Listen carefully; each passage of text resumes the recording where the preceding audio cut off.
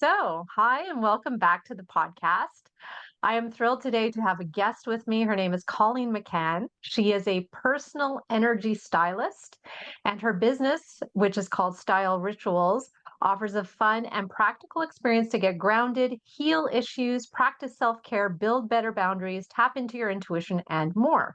After straddling the fashion and wellness industries for the past 20 years, Colleen developed her own brand of glamour magic by blending her experiences as a designer, a stylist, brand consultant, healer, mentor, teacher, coach, author, and serial entrepreneur. And today she's sharing her magic with us, and I'm excited to learn about what she has to teach. So, welcome to the podcast, Colleen. Hey Debbie, thank you for having me. I'm thrilled that you're here. And I want to just start off by I know there's a lot of things that you do, but it seems like the root of what you do is you work with energy in many, many various ways. Can you talk a little bit about what that is? Because I think it's not just me. I think there's a lot of people who don't know so much about that. Yeah, I mean, if you think about it like in very simple terms, the best way I could describe it, imagine you um, walk into a store or you meet somebody for the first time and you get a vibe off of them, right? It's this kind of unseen, unspoken feeling that you maybe sometimes can't explain, but you kind of know it's there. So we see so many people taking care of themselves mentally, physically, and emotionally, right? Where we're trying to eat right, we're going to therapy, we're trying to get 8 hours of sleep every night, exercise, all the things. But there's also this very important missing fourth component of kind of taking care of what um, we don't see, but actually really affects us in the physical world. Hmm.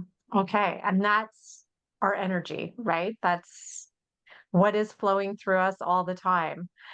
So, how are the ways that you connect with this energy in others? Like, how do you connect with that?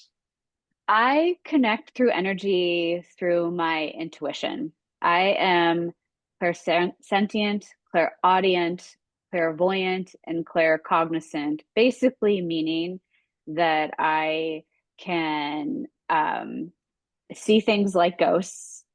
Hear voices or, kind of messages from the universe, if you want to look at it that way, getting premonition dreams, being empathic and getting a vibe off of or feeling off of somebody or something, and being also classically psychic, that I just know things that I can't explain how or why I know something. Wow, that's amazing. And have you always known that you could do this? Well, that's a funny story, Debbie. And I would say no, I didn't.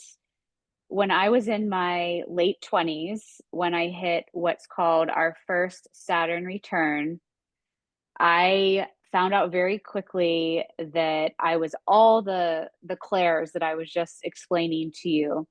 And it's a very interesting time in someone's life. It's a big transitional point where when you hit your Saturn return, and on average, it's like somewhere between 27 and 29, that your life kind of flips upside down. And there's a lot of change happening, a lot of transition. You see a lot of people like moving, switching jobs, having babies, getting married. Like it's very, very specific to that kind of late 20s time period. And for me, the experience that I went through is having my intuition volume turn way up. And at the time, I was working as a fashion stylist in New York City. And I started to see ghosts walk through my walls in my Brooklyn apartment.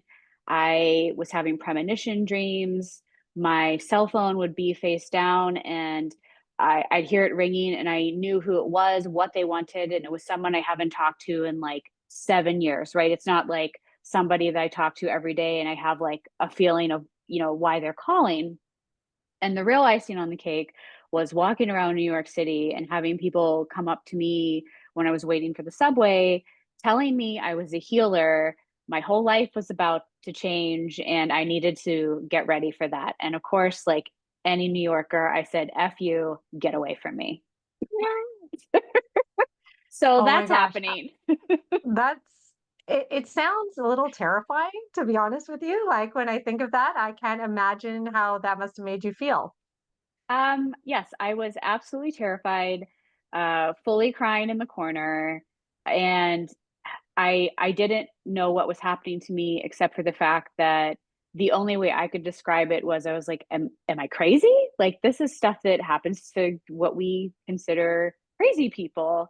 And I fully was not. I was holding a relationship. I had a great job. I was taking care of myself every day, but there was this really strange thing happening that I couldn't really give words to.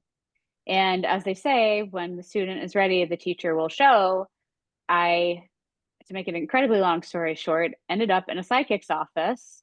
And the psychic, I didn't want him to know anything about me, right? And we think about this. This is 17 years ago. There's no Instagram, social media is not what it is. Facebook was barely past like people in colleges being able to use it. You can't Google someone the way you can now. There's no technological footprint available. So I called this guy on the phone. I wouldn't give him my last name. I wouldn't give him my email. I was like, I'm just going to come to your office. I set an appointment, and because the skeptic in me didn't want him to know anything, and he opens the door and looks at me and just said, "Oh, you're not crazy. You're psychic." And I said, "What?" And he said, "Yeah." And start saying all these things. Is this and this happening and this and this? And I said, yes, all of that's happening to me right now. And he said, okay, well, you need to get a teacher. I want you to read these books. And he also offered up the information. He said, and by the way, you're eventually going to leave fashion, leave New York, and move to California. And that was not information that I was ready or willing to hear at that time. Wow. Oh my gosh. Did it feel at least comforting because you found somebody who understood what you were going through? It was comforting to have somebody to talk to about this unnameable thing. I didn't feel like I could talk to my family. I grew up in a strict Irish Catholic household in the Midwest, so none of this was part of our my curriculum growing up in Catholic school. So I didn't say anything there. And again, I was like, I don't want people to think I'm crazy and like, what is this? So more teachers showed, and I ended up working with a woman once a week for 3 years to help me start to understand how to handle my intuitive gifts, what they were, and eventually helping to start teach me on how I can help others with the gifts that I had. And through that process, I also started to realize I said, oh no, I was actually born this way. And I started having childhood memories of telling my mom what my grandmother's kitchen looked like in the 1940s. I obviously wasn't alive. I never saw a photo. I started naming the names of all her dogs when she was a little girl, things that like nobody told me. How did I know this stuff? And Hmm. my mom and I would always get in this argument. I said, am I right? And she said, yeah. And she's like, but you can't know that. But I know that. So there were things like that happening when I was a child. I also won the state lottery when I was 9 years old. I had prophetic dream about the numbers that were that were going to hit. And it's a state lottery where the like three little balls pop up on the, after the evening news at 6:30 or whatever it is.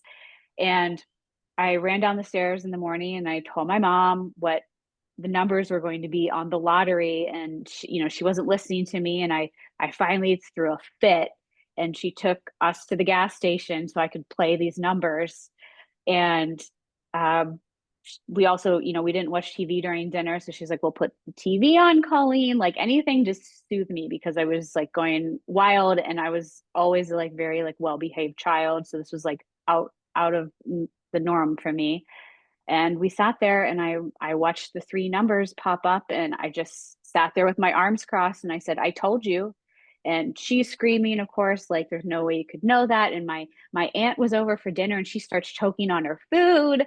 And so there were all kinds of different things that were happening to me as a child that, and no shade on my parents, but it like wasn't supported or recognized, um, or acknowledged. I shoved it down, they shoved it down, like, a little bit like when little kids are like, there's a monster under my closet or my bed. Like I was kind of having that experience for real, like Yeah. having things in my room at night, like bumps in the night type of thing. Wow. Wow, that's amazing. So this has happened to you and you are working in fashion and you're in New York City and then you take all of this with you to California. Yeah, And it well, sounds like you bring somehow you bring all this together. it was a little more complicated than that. Again, I had I had no interest in leaving fashion, and I started working with my my mentor. Really, honestly, in my mind, it was like I want these voices to like go away, settle down. I want all this to leave me alone. I just want to go back to my fashion job. Like this isn't peaceful for me. So I just want Mhm. this to go away. So I was like, I thought the harder I worked on it, the more it would like temper it and I could handle this. And unfortunately, that's not what happened. Everything got louder. And so after I worked with her for 3 years, I ended up going to a school called the Four Winds School for Energy Medicine. And I learned in a group setting because I was just with my mentor one on one, and she wanted me to learn with other people like myself, which was, incredibly helpful. And I still, I dug my heels in. I was like, I don't like, why am I here? I'm not like these people. What am I, this doesn't make sense to me. And I had a couple things happen to me. I mean, really the first day of school when I was there, if you want me to share that story. Sure.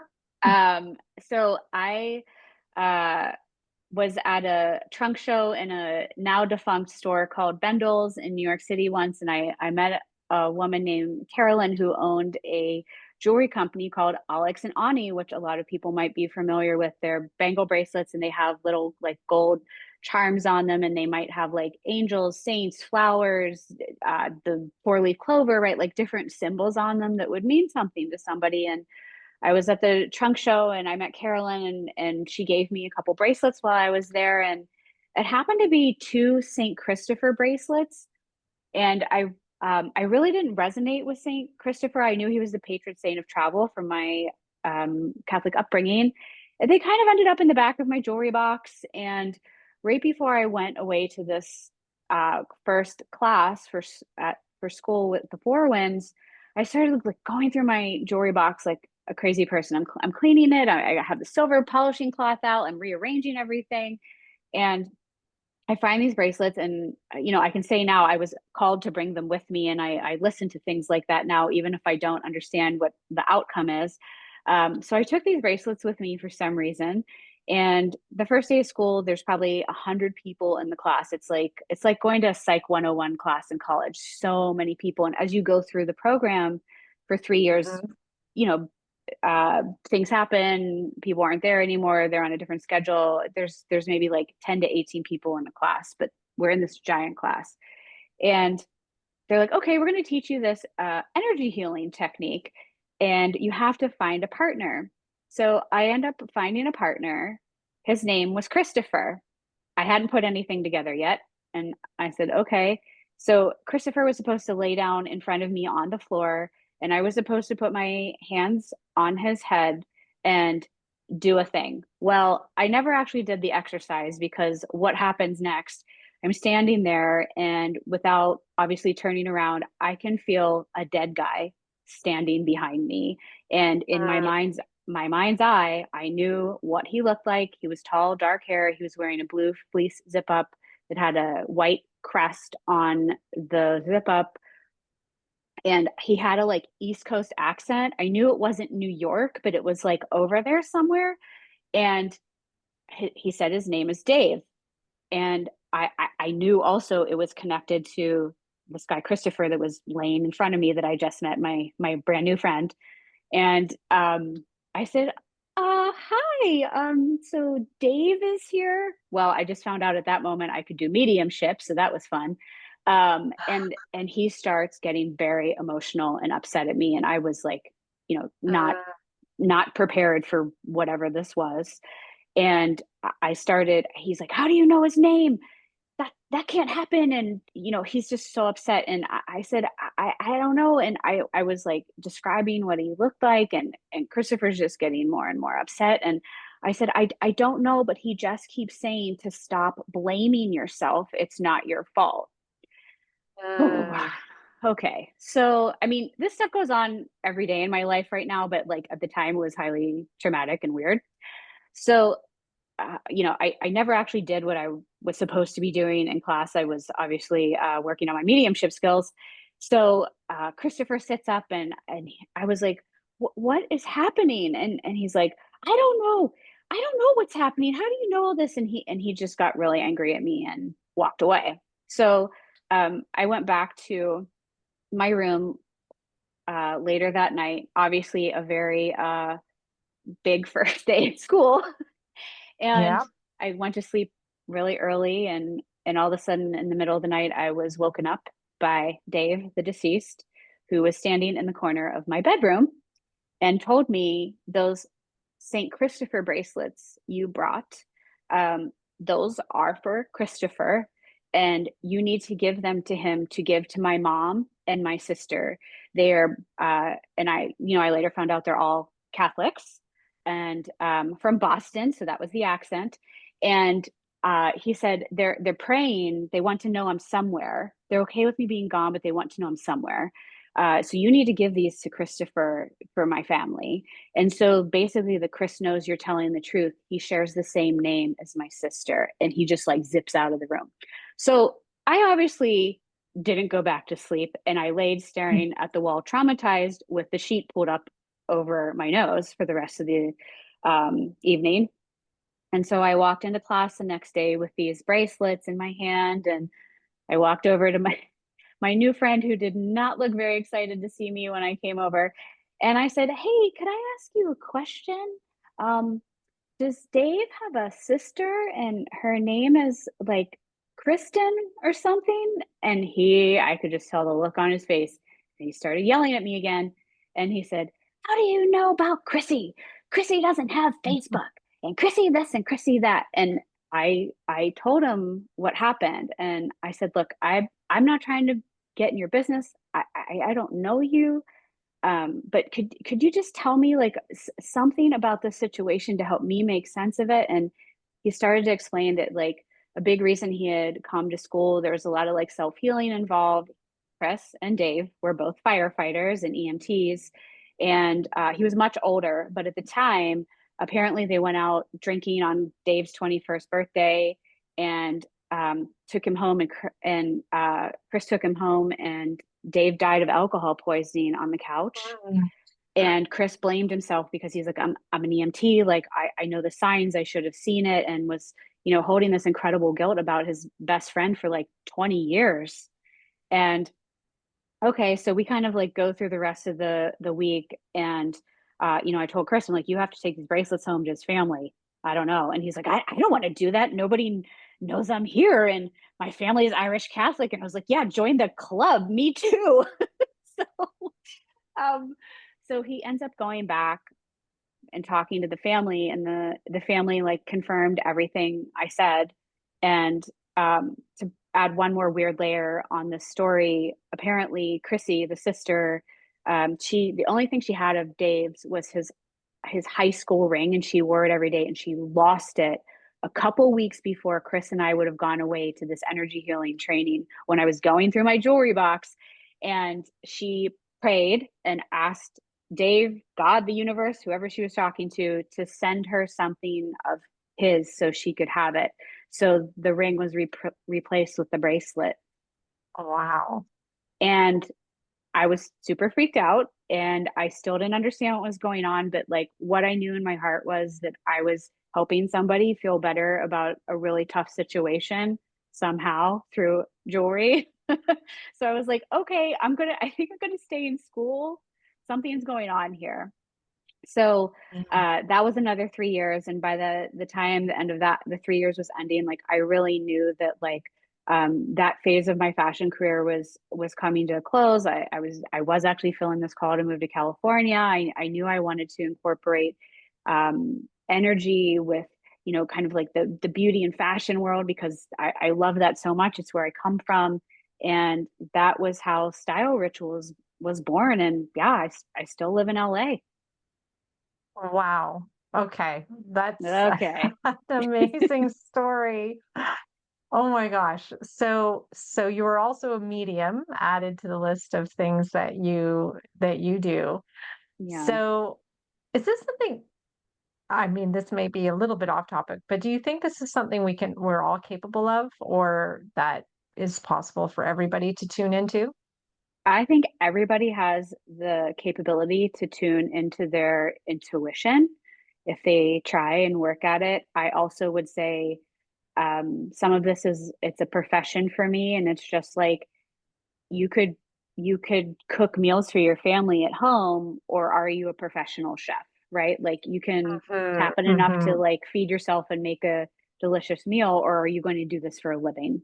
So that's how I would say it. I think everybody has their special gifts and talents in life, and this happens to be something that I do.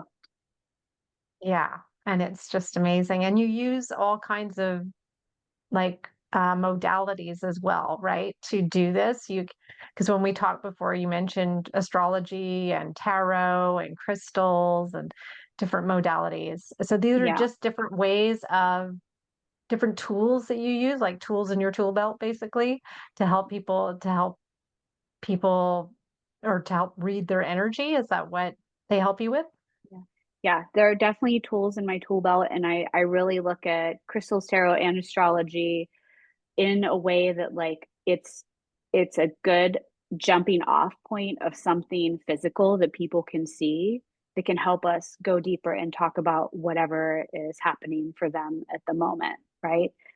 Sometimes I could pick a tarot card and someone's like, oh my God, I came in here to talk about my mom, and the lady on the card looks just like my mom, right? Or somebody picks a crystal and I tell them what the crystal has to do with, and they're like, that's exactly what's going on in my life, right? Or I look at someone's natal chart, their astrology chart, which is basically like our energetic fingerprint to who we are, and I'll say, hey, your something is sitting over in this house, and that really means, this is something you should concentrate on, or this has probably happened to you your whole life. And they're like, how did you know that? And I said, I literally can see it in your chart. So I think Yeah. they're really great physical resources to help, again, talk about something that's unseen.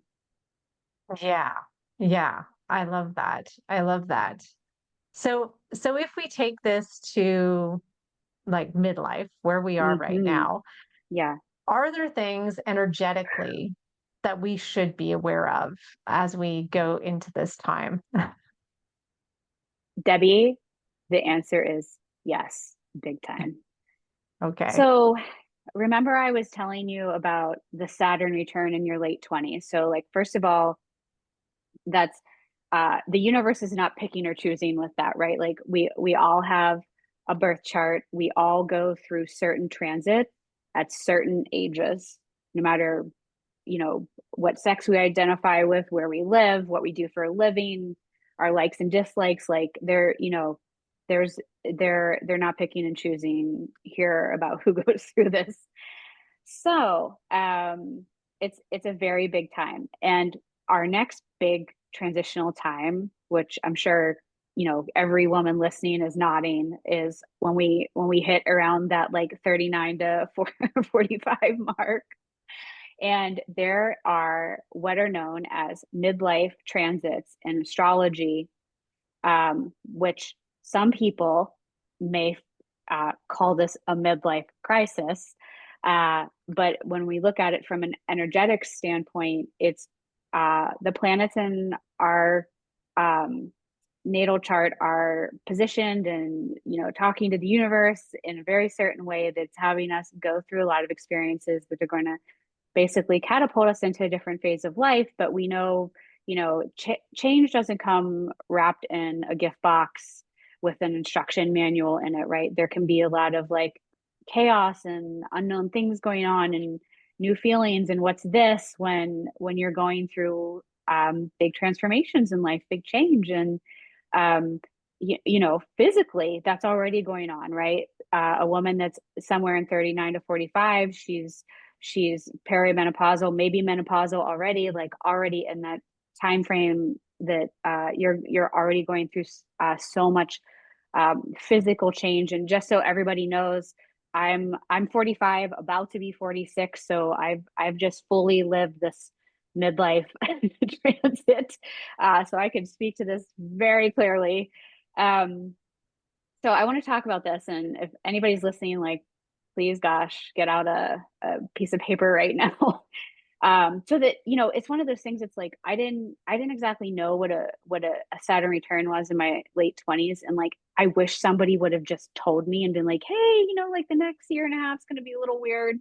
I'd say the same thing about these midlife transits. Like, nobody's ready for this shit, and it's also like nobody's also ready for perimenopause, and it's like, finally people are like getting up and talking about this finally, right? So I'd say that also about the the midlife transits.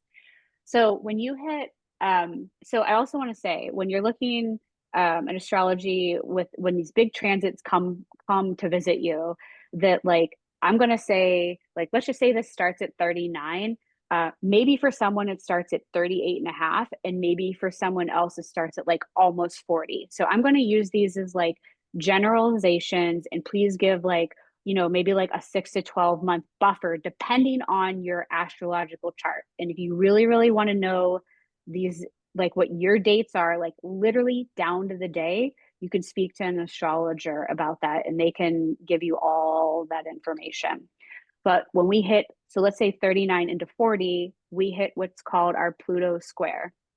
And basically that means, because all the planets, they house ideas, they have like their own identities of what's going on. And so when we're talking to the planet Pluto, Pluto is about transformation, death, rebirth, power dynamics, sex comes up, right? You even think about like, let's translate this over into like, midlife zone, like people's sex drives might change. Like this is like right on cue, right? And you think about like Pluto helps us to rip things apart, right? And all of a sudden you're having these narratives. You're like, I don't want to do this at work anymore. I hate this, or I'm not that person anymore, right? Like it's got some like burn down vibes to it. So if you're kind of going, I'm not this person that I was in my 30s anymore. I don't want to be that. I don't like this, but I don't know who I am. Yeah, you're like right on cue for where you're supposed to be. You're supposed to be having that happen to you. You're supposed to be asking those questions without answers. And you're watching things fall away that maybe you really loved, right? But it's like not working anymore. Mm. Yes. Well, I mean, this is totally exactly what happened to me when I left my job at 39 and just left a full-time career and went out and into business for myself. So you just said exactly what I went through at that age. Yeah. Classical career burn down, right? Yeah. Yeah. So then we move along a little bit and we get into, again, 40 to 41-ish. We get into what's Mhm. called a Neptune square, and Neptune houses dreams. And then, so that's like the high side of Neptune, and the low side of Neptune, or shadow side, is disillusionment. Mm. So you may be having these narratives, right? So everything burned down during Pluto times, and then you move over to Neptune, and you're like, but but I thought I was going to do that forever. But I've wanted to do that since I was a kid. But why is that person? Oh, I really see who that person is now. They're not a good person, or I don't like. Why am I wearing this? Like, where am I? Like, it's very like you're feeling disillusioned, and like, um, it might be recognizing disillusionment, but also again, not totally, you don't have the instruction manual on how to fix it, right? You just have to, you have to like rinse and repeat, get up every day, go through this, check in with yourself, have your self-care practices, have your have your therapist, have your friends around you, right? Like, this is a village effort here. Yeah. So you're really like thinking, I don't want, or getting angry, like, I don't want this dream anymore. Then, Hmm. there's people that are sad about it. And there's people that are also like, I don't want this. I feel disillusioned in what I thought this was going to be. Hmm. Okay. So we're Yeah. doing that 40 to 41 ish. And then we get into like, let's just say like 42 ish to 43 ish. You hit your Uranus opposition. Now, Uranus is the planet of surprises, aha moments, lightning in the dark. Um, it's also the sign of like the activists, the people, the we. So you might see people feeling very disconnected from Earth, from their lives. This is like a very like spacey planet, right? It's like way out there. You also might see people go, you know what? I've like this is my job. This has been all about me, but like I want to give back. I want to help the collective, right? That's a very like we thing to do. I want to help everybody. I want to start a podcast so everybody can hear my voice and we can all learn together, right? Like that's a very like Uranian uh thing to do.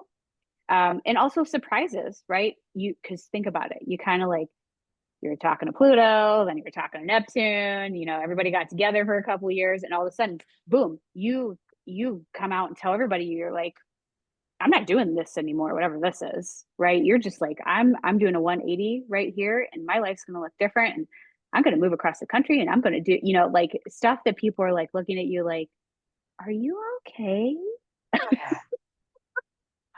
Yeah. Yeah. So that's happening. And then when you get around like 44-ish and do 45, last part of this is the Saturn opposition. Okay, so hear me out on this. Remember, I was talking about Saturn return in your late 20s.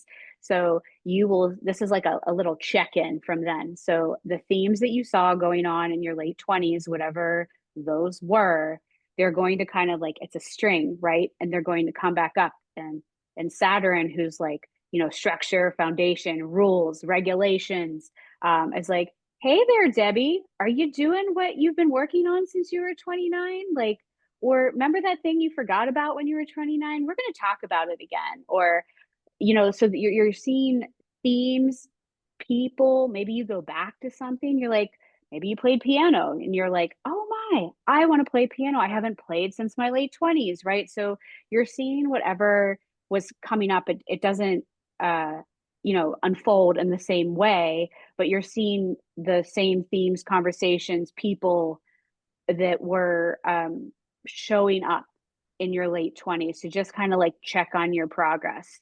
Because when you get to your late 50s, 59, you'll have another Saturn return, like a solid Saturn return, like you did in your late 20s, because they come every 30 years. So you're just at the midlife, the midpoint of like Saturn be like, hey, I just want to check in with you. You better be doing what you're supposed to be doing. Oh Um, boy. So oh we can boy. expect another kind of upheaval time towards 59. Is that what you're saying? Yeah, truly. And remember, Yeah. all this stuff comes with a thread, right? So when you're 59, you're going to be like, oh, wow. I, oh, the last time I did this, I was about 44. And the time I did that before that, it Mhm. was 29, right? So you might see a thread, or maybe there's a person you haven't seen. You saw them at 29, then you kind of saw them around 45, the friend you don't live near, right? And they're like, oh my God, I'm coming to your city and I'm going to come and see you, right? So you're seeing more threads there. Saturn Mhm. always wants to give us structure, rules, regulations, foundations, wants us to be organized. It's Saturn is kind of the workhorse planet of the chart. Like Saturn makes us work, right? And work hard, like work people. So Saturn rules Capricorns. Capricorns have an incredible work ethic, right? Because they're ruled by Saturn. So the interesting thing though, and everybody get excited about this one who's 45-ish, once Saturn kind of leaves how it's positioned with you in your natal chart, Saturn is known, like, it makes you work really hard, but Saturn always leaves a gift, like for the hard Mm. work kind of thing. So maybe there's something like the whole time you were kind of talking to Saturn, like, 44 into 45-ish, and you did the internal work, and then all of a sudden it like manifests outward, right? And you're like, oh God, I worked so hard on this, and finally is like out there in the world, right? That's the gift. Wow. Wow. Okay. So there's so much that we have to be looking out for as we go through this transition. It's not Yeah. only in our bodies, it's also in our energy. So just be aware of it, which I really appreciate because this is all new information for me. So this is great. And I'm sure it's new for a lot of my listeners as well. So that is fantastic. I'm just wondering if you could share before we close up, but I really would love to hear if you have a client story that you can share about how you've worked with them and how it's been transformative. Oh my gosh. Well, to kind of give you an idea of my demographic, my clients are normally between like 25 and 65, um, female identifying, like 99%. Like, it's always like super exciting when a guy shows up. I'm like, oh boy. So I mostly I mostly work with women, and I would say, people don't come and see me when they're like everything's kind of running smoothly, right? Like, people come and see someone like me when there's big transition times in their life. And I've caught people when they're, you know, switching houses, and we're doing more of like energy work in their home to kind of help them shift, and they're getting new furniture, and they're painting the walls, and they're building altars, and really like curating this um, home space for themselves. I've also run into people that are, again, like, you know, big job change, and working as a coach with them to kind of go through that. And then also women that are experiencing, big big divorces and need Mm, some help transitioning through there. So I would say, instead of talking about one person, I think I'll talk about all of them, that like people come here when they're in a massive state of transformation. okay. Okay. And you just help them through it. Like, and so so you use all the various tools with all the clients, Gosh. or it depends on the client? So I am definitely a forever student, and I'm always in a class, always learning. I think that's really important.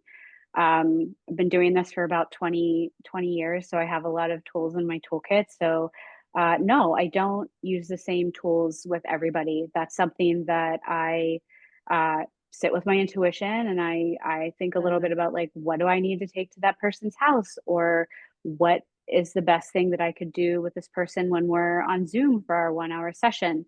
Um, 1 hour sessions normally, yes, I start with cards and crystals, but when I see people in person, I'm like going to their home, right? It's the fun house in there. Like, I have no idea if we're going to be talking about like power colors and color psychology in their closet, or, somebody died in the house and we have to get the Mhm. spirit out, or let's rearrange the furniture a little bit. I mean, it can be a wild ride going to someone's home and to what we're going to focus on, even if they're telling me, they're like, I just moved, I just got a divorce, my husband just moved out, my kid just went to college, I just built a home studio, and I'm doing this and this and this, right? So like, they may have a clear idea of what the transition is, but it's like, how are we going to get through that? And it's a little bit, and I'm not a licensed Western therapist, so let me just say that first and foremost. However, they are a lot of this does happen in a very conversational setting of how you would talk to a therapist in the same way. Mhm. So that's where we start, having a consultation. And there might be things I'm like, hey, you want to call in love?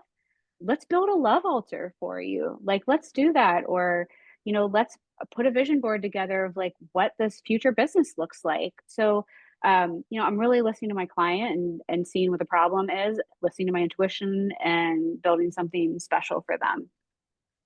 Wow. I love that. I love that. And it must be so interesting because you have such a wide variety of clients and what they would like to do energetically, whether it's in their home or for themselves. I just think that must be so interesting and gratifying.